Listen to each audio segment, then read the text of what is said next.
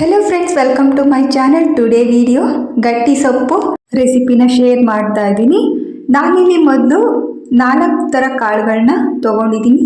ಇದನ್ನು ರಾತ್ರಿನೇ ನೆನೆ ಹಾಕ್ತಾ ಇದ್ದೀನಿ.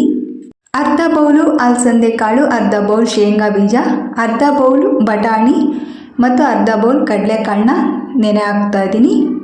ನೋಡಿ, ಇವಾಗ ಬೆಳಗ್ಗೆ ಕಾಳು ಕೂಡ ಚೆನ್ನಾಗಿ ನೆಂದಿದೆ. ಇದ್ರ ಜೊತೆಗೆ ನಾನು 1 ಬೌಲ್ ಬೇಳೆ, ಅರ್ಧ ಬೌಲು ಹೆಸರು ಕಾಳು, ಅರ್ಧ ಬೌಲ್ ಮಡಿಕೆ ಕಾಳು ಕೂಡ ತೊಗೊಂಡಿದ್ದೀನಿ. ಎಲ್ಲವನ್ನೂ ಒಟ್ಟಿಗೆ ಕುಕ್ಕರಲ್ಲಿ ಬೇಯಿಸ್ಕೋಬೇಕು. ಸ್ವಲ್ಪ ನೀರು ಉಪ್ಪು ಹಾಕಿ ಬೇಯೋಕ್ಕಿಡಬೇಕು. ನಂತರ ಇಲ್ಲಿ ಸೊಪ್ಪನ್ನು ಕೂಡ ವಾಶ್ ಮಾಡಿಕೊಂಡು ಕ್ಲೀನ್ ಮಾಡ್ಕೊಂಡು ಇಟ್ಕೊಂಡಿದ್ದೀನಿ. ಮೆಂತ್ಯ ಸೊಪ್ಪು, ಪಾಲಕ್ ಸೊಪ್ಪು, ಹುಳಿ ಪಾಲಕ, ಸಬ್ಬಕ್ಸಿ ಸೊಪ್ಪು ಕೂಡ ತೊಗೊಂಡಿದ್ದೀನಿ. ನಂತರ ಕಟ್ ಮಾಡಿರುವ ಈರುಳ್ಳಿ, ಟೊಮೊಟೊ, ಒಣಮೆಣಸಿನ್ಕಾಯಿ ಮತ್ತು ಹಸಿಮೆಣಸಿನ್ಕಾಯಿ, ಬೆಳ್ಳುಳ್ಳಿ, ಕರಿಬೇವಿನ ಸೊಪ್ಪು, ಕೊತ್ತಂಬರಿ, ಕಾಯಿ ತುರಿ ಕೂಡ ರೆಡಿ ಮಾಡ್ಕೊಂಡಿದ್ದೀನಿ. ನೋಡಿ, ಕಾಳು ಕೂಡ ಬೆಂದಿದೆ. ಇವಾಗ ಒಗ್ಗರಣೆಗೆ ಒಂದು ಪಾತ್ರೆಗೆ ಎಣ್ಣೆ ಹಾಕ್ಕೊಂಡು ಅದು ಕಾದ ನಂತರ ಸಾಸಿವೆ ಮತ್ತು ಜೀರಿಗೆ, ಬೆಳ್ಳುಳ್ಳಿ, ಹಸಿಮೆಣಸಿನ್ಕಾಯಿ ಮತ್ತು ಒಣಮೆಣಸಿನ್ಕಾಯಿ, ಕರಿಬೇವಿನ ಸೊಪ್ಪು ಹಾಕ್ಕೊಂಡು ಸ್ವಲ್ಪ ಚೆನ್ನಾಗಿ ಫ್ರೈ ಮಾಡ್ಕೋಬೇಕು. ಈ ಮೆಣಸಿನ್ಕಾಯಿ ಸ್ವಲ್ಪ ಫ್ರೈ ಆಗ್ತಿದ್ದಂಗೆ ಈರುಳ್ಳಿ, ಟೊಮೊಟೊ ಕೂಡ ಹಾಕ್ಕೊಂಡು ಇದನ್ನು ಕೂಡ ಫ್ರೈ ಮಾಡ್ಕೋಬೇಕು ಸ್ವಲ್ಪ. ನೋಡಿ, ಸೊಪ್ಪು ಕೂಡ ಕಟ್ ಮಾಡ್ಕೊಂಡಿದ್ದೀನಿ. ಇದು ರೆಡಿ ಆಗಿದೆ. ಇವಾಗ ಸ್ವಲ್ಪ ಉಪ್ಪು ಹಾಕ್ಕೊಂಡು ಈ ಸೊಪ್ಪನ್ನು ಹಾಕಬೇಕು. ಸೊಪ್ಪಿನಲ್ಲಿ ಕೂಡ ಉಪ್ಪಿನಂಶ ಇರೋದ್ರಿಂದ ಉಪ್ಪನ್ನು ನೋಡಿ ಹಾಕ್ಕೊಳ್ಳಿ. ಇದು ಕೂಡ ಚೆನ್ನಾಗಿ ಈ ರೀತಿ ಮಿಕ್ಸ್ ಮಾಡ್ಕೋಬೇಕು. ಸ್ವಲ್ಪ ಸೊಪ್ಪೆಲ್ಲ ಫ್ರೈ ಆಗಬೇಕು.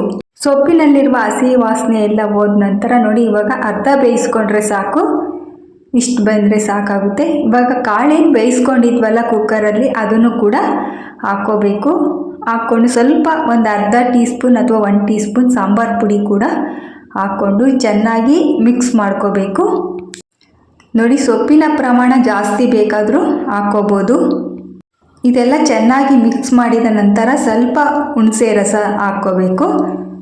ಮತ್ತೊಂದು ಸಲ ಎಲ್ಲ ಮಿಕ್ಸ್ ಮಾಡಿ ಕುದಿಲಿಕ್ಕೆ ಬಿಡಬೇಕು.